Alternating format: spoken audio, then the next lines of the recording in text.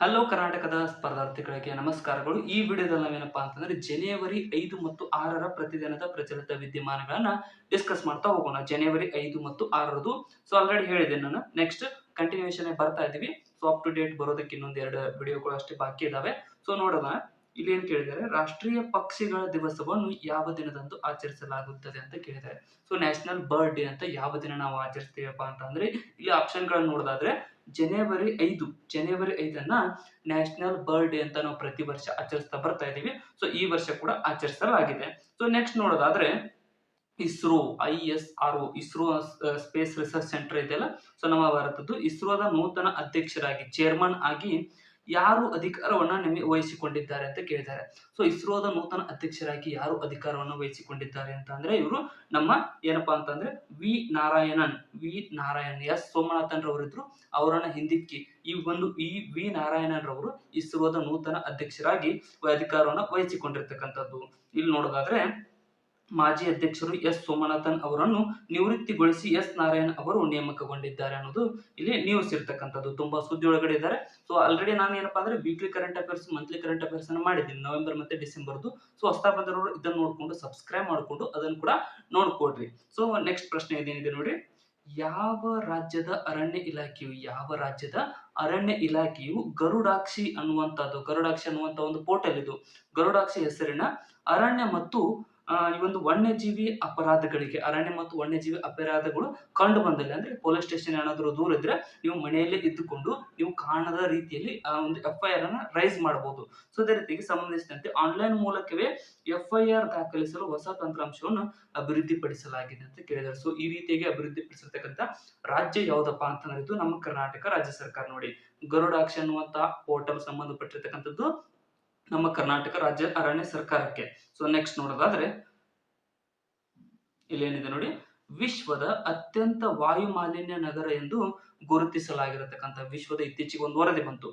ಆ ವರದಿಯ ಪ್ರಕಾರ ಹನೋಯಿ ಅನ್ನುವಂಥದ್ದು ನಗರವು ವಿಶ್ವದ ಅತ್ಯಂತ ವಾಯು ಮಾಲಿನ್ಯ ನಗರವಾಗಿ ಹೊರಹೊಮ್ಮಿದೆ.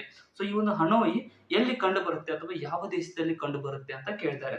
ಇದು ಕಂಡು ಬರ್ತಕ್ಕಂಥದ್ದು ಇಂಡೋನೇಷ್ಯಾದಲ್ಲಿ ಕಂಡು ಬರ್ತಕ್ಕಂಥ ಹನೋಯಿ ವಿಶ್ವದ ಅತ್ಯಂತ ವಾಯು ಮಾಲಿನ್ಯವಾಗಿರ್ತಕ್ಕಂಥ ನಗರವಾಗಿ ಹೊರಹೊಮ್ಮಿರ್ತಕ್ಕಂಥದ್ದು. ನೆಕ್ಸ್ಟ್, ಭಾರತೀಯ ಆಹಾರ ನಿಗಮ ಅಧ್ಯಕ್ಷರಾಗಿ FCO food corporation of India ಅಂತ ಕರಿತೀವಿ, FCI. ಇದರ ಅಧ್ಯಕ್ಷರಾಗಿ ಮತ್ತು ವ್ಯವಸ್ಥಾಪಕ ನಿರ್ದೇಶಕರಾಗಿ ಯಾರು ನೇಮಕಗೊಂಡಿದ್ದಾರೆ? ಅಧ್ಯಕ್ಷರು, ಚೇರ್ಮನ್ ಅಂಡ್ ಡೈರೆಕ್ಟರ್ ಜನರಲ್ ಅಂತ ಯಾರು ನೇಮಕಗೊಂಡಿದ್ದಾರೆ ಅಂತ ಕೇಳಿದ್ದಾರೆ. ಇತ್ತೀಚೆಗೆ ಈ ನೇಮಕಗೊಂಡಿರ್ತಕ್ಕಂಥದ್ದು ಯಾರಪ್ಪ ಅಂತಂದ್ರೆ ಅಶುತೋಷ್ ಅಗ್ನಿಹೋತ್ರಿ ಅದು. ಅಗ್ನಿಹೋತ್ರಿ ಅಂತ ಬಂದಿದ್ದಾರೆ. ಅಗ್ನಿಹೋತ್ರಿರವರು ಏನಪ್ಪಾ ಅಂದ್ರೆ FCI ದ ನೂತನ ಅಧ್ಯಕ್ಷರು ಮತ್ತು ಡೈರೆಕ್ಟರ್ ಜನರಲ್ ಆಗಿ ನೇಮಕಗೊಂಡಿರ್ತಕ್ಕಂಥದ್ದು. ಇವರು ಕೂಡ ಸುದ್ದಿಯಲ್ಲಿದ್ದಾರೆ. ನೆಕ್ಸ್ಟ್ ನೋಡೋದಾದ್ರೆ ಭಾರತದ ಮೊದಲ ಸಾವಯವ ಮೀನುಗಾರಿಕಾ ಸಮೂಹವನ್ನು ಎಲ್ಲಿ ತೆರೆಯಲಾಗಿದೆ ಅಂತ ಕೇಳಿದೆ. ನೋಡ್ರಿ, ಸಾವಯವ ಅಂತ ಹೆಸರು ಬಂತು ಅಂತಂದ್ರೆ ಸಿಕ್ಕಿಂ ರಾಜ್ಯ ನೆನ್ಪಿಟ್ಕೊಡ್ರಿ. ಯಾಕಪ್ಪ ಅಂತಂದ್ರೆ ನಮ್ಮ ಭಾರತದ ಮೊದಲ ಸಾವಯವ ರಾಜ್ಯ ಅಂತ ಕೂಡ ಬಂದಾಗ ಸಿಕ್ಕಿಂ ರಾಜ್ಯನ ಸಂಬಂಧಪಟ್ಟಿರ್ತಕ್ಕಂಥದ್ದು ಸಿಕ್ಕಿಂ ರಾಜ್ಯನ ಆನ್ಸರ್ ಆಗುತ್ತೆ. ಇಲ್ಲಿ ಸಾವಯವ ಮೀನುಗಾರಿಕಾ ಸಂಗ್ರಹಣಾ ಘಟಕವನ್ನ ಎಲ್ಲಿಯಪ್ಪ ಅಂತಂದ್ರೆ ಸಿಕ್ಕಿಂ ರಾಜ್ಯದಲ್ಲಿ ಅಭಿವೃದ್ಧಿಪಡಿಸಲಾಗಿದೆ. ಅದೇ ರೀತಿಯಾಗಿ ಸಿಕ್ಕಿಂ ರಾಜ್ಯದ ಸೊರೆಂಗ್ ಜಿಲ್ಲೆಯಲ್ಲಿ ನೋಡ್ರಿ, ಅದರಲ್ಲೂ ಸಿಕ್ಕಿಂ ರಾಜ್ಯದ ಸೊರೆಂಗ್ ಜಿಲ್ಲೆಯಲ್ಲಿ ಇದನ್ನ ಸ್ಥಾಪಿಸಲಾಗಿರತಕ್ಕಂಥದ್ದು.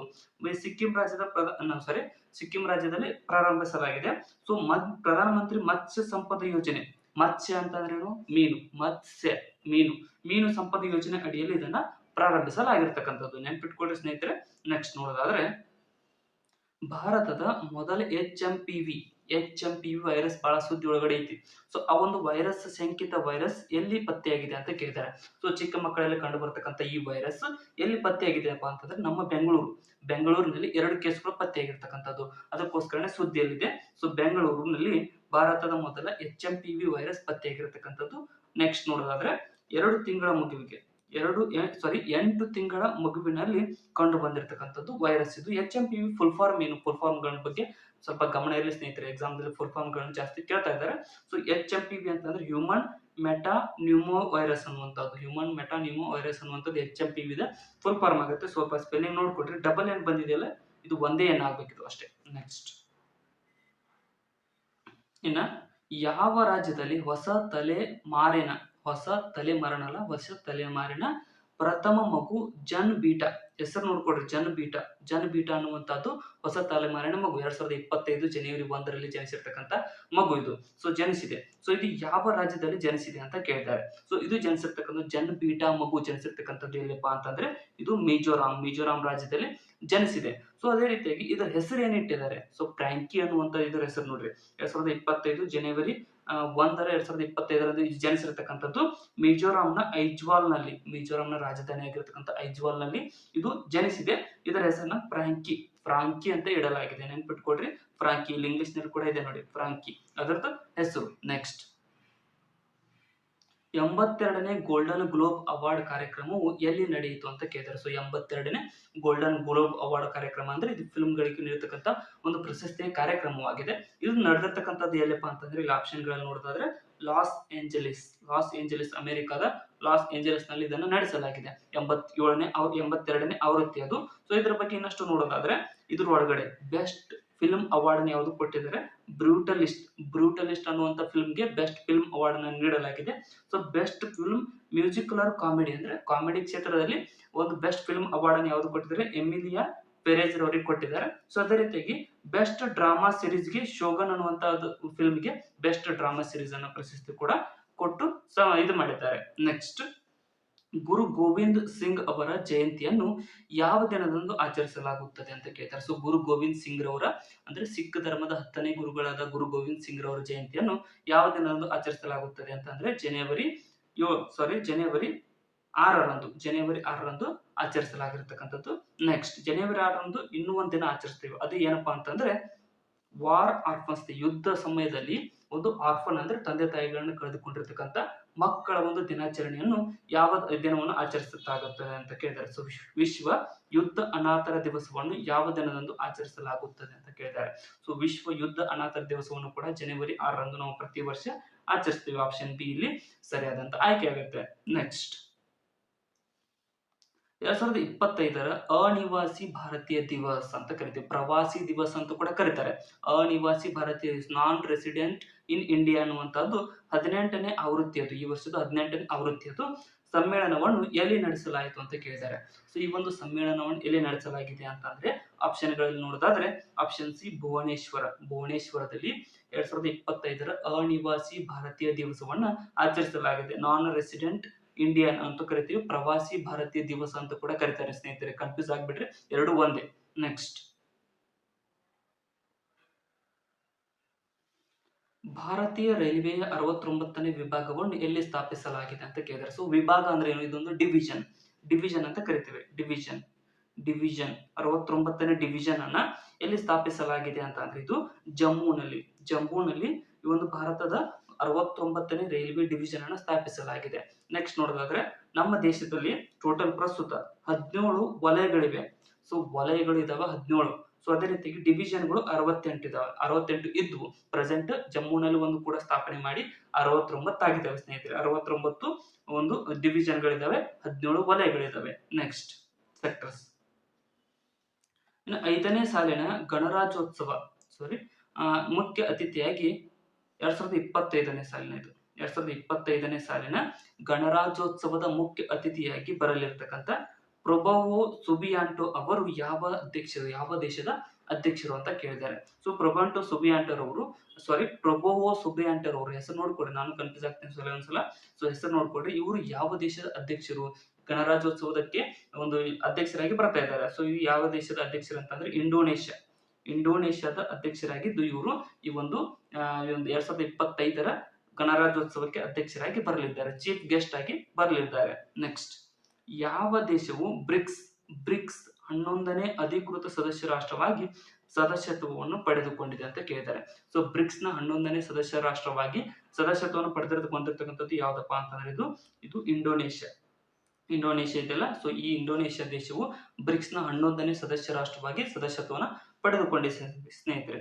ನೆಕ್ಸ್ಟ್, ಸೊ ಬ್ರಿಕ್ಸ್ ನ ಮುಖ್ಯ ಕಚೇರಿ ಇರ್ತಕ್ಕಂಥದ್ದು ಚೀನಾದ ಶಾಂಘೈನಲ್ಲಿ ಬ್ರಿಕ್ಸ್ ನ ಮುಖ್ಯ ಕಚೇರಿ ಇದೆ. ಅದೇ ರೀತಿಯಾಗಿ 2024 ಬ್ರಿಕ್ಸ್ ನ ಸಮ್ಮೇಳನ ಆಗಿರುವುದು ರಷ್ಯಾದ ಕಜಾನ್ನಲ್ಲಿ. 2024 ಸಮ್ಮೇಳನ ನಡೆದಿರ್ತಕ್ಕಂಥದ್ದು ರಷ್ಯಾ ದೇಶದ ಕಜಾನ್ನಲ್ಲಿ, ನೆನ್ಪಿಟ್ಕೊಟ್ರೆ ಅದನ್ನು ಕೂಡ ಸ್ವಲ್ಪ. ನೆಕ್ಸ್ಟ್, ಇನ್ನು ಕಾನೂನು ಜಾರಿ ಸಾಮರ್ಥ್ಯದಲ್ಲಿ ಪ್ರಗತಿಯನ್ನು ಸೂಚಿಸುವ ಭಾರತ್ ಪೋಲ್ ಪೋರ್ಟಲ್ ಅನ್ನು ಯಾವ ಸಂಸ್ಥೆ ಅಭಿವೃದ್ಧಿಪಡಿಸಿದೆ ಅಂತ ಕೇಳಿದ್ರು. ನೋಡ್ರಿ, ಕಾನೂನು ಜಾರಿ ಸಾಮರ್ಥ್ಯದಲ್ಲಿ ಒಂದು ಪ್ರಗತಿಯನ್ನ ಸೂಚಿಸುವ ಭಾರತ್ ಪೋಲ್ ಪೋರ್ಟಲ್ ಅನ್ನು ಅಭಿವೃದ್ಧಿಪಡಿಸಿರ್ತಕ್ಕಂಥ ಸಂಸ್ಥೆ ಯಾವುದು ಅಂತ ಕೇಳಿದ್ದಾರೆ. ಸೊ ಇದನ್ನ ಏನಪ್ಪಾ ಅಂದ್ರೆ ಅಮಿತ್ ಶಾ ಅವರು ಉದ್ಘಾಟಿಸಿದ್ದಾರೆ. ಇದನ್ನು ಅಭಿವೃದ್ಧಿಪಡಿಸಿರ್ತಕ್ಕಂಥದ್ದು CBI, central bureau of investigation ಸಂಸ್ಥೆ ಇದೆಯಲ್ಲ, ಸೊ ಇದು ಈ ಒಂದು ಭಾರತ್ ಪೋಲ್ ಪೋರ್ಟಲ್ ಅನ್ನು ಅಭಿವೃದ್ಧಿಪಡಿಸಿರ್ತಕ್ಕಂಥ ಸಂಸ್ಥೆ ಆಗತ್ತೆ. ನೆಕ್ಸ್ಟ್, ಅಮಿತ್ ಶಾ ಅವರು ಉದ್ಘಾಟಿಸಿದ್ದಾರೆ. ರಾಜ್ಯ ಪೊಲೀಸ್ ಮತ್ತು ರಾಜ್ಯದ ಪೊಲೀಸರಿಗೆ ಮತ್ತು ಕೇಂದ್ರ ಏಜೆನ್ಸಿಗಳ ನಡುವೆ ನೈಜ ಸಮಯದ ಮಾಹಿತಿ ಹಂಚಿಕೆಗೆ ಅನುಕೂಲವಾಗತಕ್ಕಂಥ ಒಂದು ಸಂಸ್ಥೆ ಆಗಿದೆ ಅಥವಾ ಪೋರ್ಟಲ್ ಆಗಿದೆ. ನೆಕ್ಸ್ಟ್, ಯಾವ ರಾಜ್ಯದಲ್ಲಿ ಶಹೀದ್ ಮಾಧೋ ಸಿಂಗ್ ಹಾತ್ ಕಚ್ಚಾ ಯೋಜನೆಗೆ ಚಾಲನೆ ನೀಡಲಾಗಿದೆ ಅಂತ ಕೇಳಿದ್ದಾರೆ. ಸೊ ಕಚ್ಚಾ ಅಲ್ಲಿದ್ದು ಖರ್ಚಾ. ಸೊ ಖರ್ಚಾ, ಮಾಧೋ ಸಿಂಗ್ ಹಾತ್ ಖರ್ಚಾ ಯೋಜನೆಗೆ ಯಾವ ರಾಜ್ಯದಲ್ಲಿ ಚಾಲನೆ ನೀಡಲಾಗಿದೆ ಅಂತ ಅಂದ್ರೆ ಇದನ್ನ ಎಲ್ಲಪ್ಪ ಅಂತಂದ್ರೆ ಇದು ಆಪ್ಷನ್ ಡಿ ನೋಡಿ, ಒಡಿಶಾ ರಾಜ್ಯದ ಭುವನೇಶ್ವರದಲ್ಲಿ ಈ ಒಂದು ಮಾಧೋ ಸಿಂಗ್ ಹಾತ್ ಖರ್ಚಾಗೆ ಚಾಲನೆ ನೀಡಲಾಗಿದೆ. ಸೊ ಇದು 5,000 ಸಹಾಯಧನ ನೀಡತಕ್ಕಂಥ ಒಂದು ಯೋಜನೆಯಾಗಿದೆ. ಭುವನೇಶ್ವರದಲ್ಲಿ ನಡೆದಂತ ಆದಿವಾಸಿ ಮೇಳದಲ್ಲಿ ಚಾಲನೆ ನೀಡಲಾಗಿದೆ. ಭುವನೇಶ್ವರದಲ್ಲಿ ಈ ಒಂದು ಆದಿವಾಸಿ ಮೇಳ ನಡೀತು, ಅದರಲ್ಲಿ ಇದಕ್ಕೆ ಚಾಲನೆ ನೀಡಲಾಗಿದೆ. ಒಡಿಶಾದ ಸಿಎಂ ಯಾರಿದ್ದಾರೆ? ಮೋಹನ್ ಚರಣ್ ಮಾಂಝೀರ್ ಅವರಿದ್ದಾರೆ. ಸೊ ಅವರು ಇದನ್ನ ಉದ್ಘಾಟಿಸಿದ್ದಾರೆ. ಮತ್ತೆ ಅದೇ ರೀತಿಯಾಗಿ ವಿದ್ಯಾರ್ಥಿಗಳಲ್ಲಿ ರಿಪೋರ್ಟ್ ಪ್ರಮಾಣವನ್ನು ಕಡಿಮೆ ಮಾಡುವ ಒಂದು ಗುರಿಯನ್ನು ಇದು ಹೊಂದಿದೆ. ನೆಕ್ಸ್ಟ್, ಹರಪ್ಪ ನಾಗರಿಕತೆಯ ಲಿಪಿ ಬಹಳ ಕ್ಲಿಷ್ಟಕರವಾಗಿದೆ, ಇನ್ನು ಆದಷ್ಟು ಸಂಪೂರ್ಣವಾಗಿ ಯಾರು ಬಿಡಿಸಿಲ್ಲ. ಸೊ ಅದನ್ನ ಸರಿಯಾಗಿ ವಿವರಿಸಿದ್ದಲ್ಲಿ ಅಂದ್ರೆ ಯಾರು ಅದನ್ನ ಸರಿಯಾಗಿ ವಿವರಿಸ್ತಾರೋ ಸೊ ಅವರಿಗೆ ಯಾವ ರಾಜ್ಯ ಸರ್ಕಾರ $1 ಮಿಲಿಯನ್ ಪ್ರಶಸ್ತಿಯನ್ನು ಘೋಷಿಸಿ. ನೋಡ್ರಿ, ನೀವು ಬೇಕಾದ್ರೆ ಟ್ರೈ ಮಾಡ್ರಿ, ಏನಾದ್ರು ಅದ್ರ ಒಳಗಡೆ ಇಂಟ್ರೆಸ್ಟೆಡ್ ಇದ್ರೆ. ಸೊ ಹರಪ್ಪ ನಾಗರಿಕತೆಯ ಒಂದು ಲಿಪಿಯನ್ನ ಸರಿಯಾಗಿ ವಿವರಣೆ ಮಾಡಿದ್ರೆ ಸೊ ಅವರಿಗೆ $1 ಮಿಲಿಯನ್ ಪ್ರಶಸ್ತಿಯನ್ನ ಯಾವ ರಾಜ್ಯ ಸರ್ಕಾರ ಘೋಷಿಸಿದೆ ಅಂತ ಕೇಳಿದ್ದಾರೆ. ಸೊ ಇದು ತಮಿಳುನಾಡಿನ MK ಸ್ಟಾಲಿನ್ ಅವರು ಘೋಷಿಸಿದ್ದಾರೆ. ತಮಿಳುನಾಡು ರಾಜ್ಯ ಸರ್ಕಾರ ಒಂದು ಹರಪ್ಪ ಲಿಪಿಯನ್ನು ಸರಿಯಾಗಿ ವಿವರಿಸಿದ್ದಲ್ಲಿ ಒಂದು $1 ಮಿಲಿಯನ್ ನಷ್ಟು ಪ್ರಶಸ್ತಿಯನ್ನು ನೀಡಲಾಗುವುದು ಅಂತ ಘೋಷಿಸಲಾಗಿದೆ. ನೆಕ್ಸ್ಟ್, ಸೊ ಇಲ್ಲಿಗೆ ಈ ಒಂದು 2 ದಿನದ ಕರೆಂಟ್ ಅಫೇರ್ಸ್ ಮುಕ್ತಾಯಗೊಂಡಿದ್ದಾವೆ. ಸೊ ಇದರಲ್ಲಿ ಒಂದಿಷ್ಟು ಟೈಪಿಂಗ್ ಮಿಸ್ಟೇಕ್ ನಲ್ಲಿ ಬಂದಿದ್ದಾವೆ. ಸೊ ನೆಕ್ಸ್ಟ್ ಸೆಷನ್ ದಲ್ಲಿ ಆ ರೀತಿಯಾದ ಮಿಸ್ಟೇಕ್ ಗಳು ಕಂಡು ಬರಂಗಿಲ್ಲ. ಸೊ ಅದನ್ನು ಸರಿ ಮಾಡ್ಕೊಳಕ್ ಹೇಳ್ತೀನಿ. ಸೊ ಅದೇ ರೀತಿಯಾಗಿ ಕೊನೆಯವರೆಗೂ ನೋಡೋದಕ್ಕೆ ಎಲ್ಲರಿಗೂ ಧನ್ಯವಾದಗಳು. ಮತ್ತೆ ಹೊಸದಾಗಿ ಸಬ್ಸ್ಕ್ರೈಬ್ ಮಾಡ್ಕೊಡ್ರಿ. ಡಿಸ್ಕ್ರಿಪ್ಷನ್ ಇರತಕ್ಕಂಥ ನಮ್ಮ ಚಾನಲ್ ಲಿಂಕ್ ಅನ್ನು ಕೂಡ ಫಾಲೋ ಮಾಡ್ಕೊಡ್ರಿ. ಯಾಕಪ್ಪ ಅಂದ್ರೆ ಅದರಲ್ಲಿ ನಾನು ಹ್ಯಾಂಡ್ ರಿಟನ್ ನೋಟ್ಸ್ ಹಾಕಿರ್ತೀನಿ, ಅದು ಕೂಡ ನಿಮಗೆ ಡೌನ್ಲೋಡ್ ಮಾಡ್ಕೊಂಡು ಓದ್ಕೊಳ್ಳೋಕೆ ಅನುಕೂಲವಾಗುತ್ತೆ. Thank you so much.